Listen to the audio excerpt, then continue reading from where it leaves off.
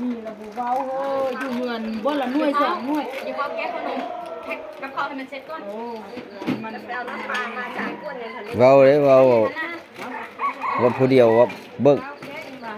อันนี้ให้มัน ว่าเพิ่นเอื้อยก็พัดมิดอันนั้นพัดไปลิ้นไผซะบ่เบิ่งซะแรงเบิ่งง่าย หมูแม่ยามเบิ่งในนี้เนาะ ทิปข้าวทิมน้ำกับผู้เดียว เคยฮู้เคยเฮ็ดทางไหน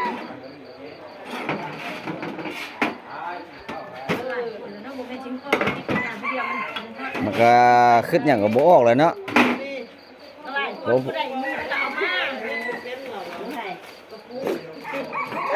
บ่มีเรียนรุ่นนั้นเฮ็ดเป็น บ้านลิ้นไผเด้ซั่นเป็น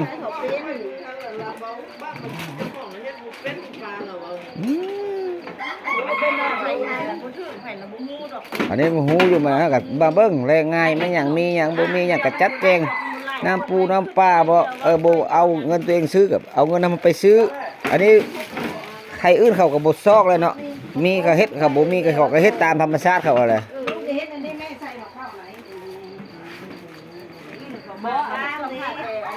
คนอื่นก็ซ้ำได เอาน้ำมาใส่เลยเอาน้ำมาใส่เนี่ย อันนี้ว่าว่างเพิ่นสาวไปแต่เซไผเพิ่นสึกยืดคอเบิก เอาน้ำ มันก็เป็น น้ำญาติเด้อไม่ออกไม่เป็นเด้อหายเด้อ เจ็บปุ๊กเป้าแล้วเพชรไปหายนะ หายไหมเจ็บตุ๊กเป้าน่ะหายนะไปใส่มาถอยบุญมานี่มาเลยมานอนเฮือนเขาได้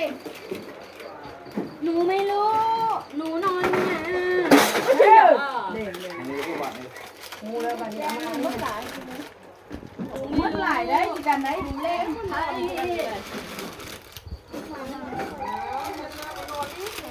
โอ้ยามนี้จะลิ้นให้มันบ้างนี่มันนั่งนี่ต้นลูกใส่เอาเลย ใส่แต่ผู้อื่นหลายก็แม่นอยู่ดอกลูกหลานเฮาก็ได้เฮาก็เมื่อยเป็นนะ แต่หุ้มทำนี่นะ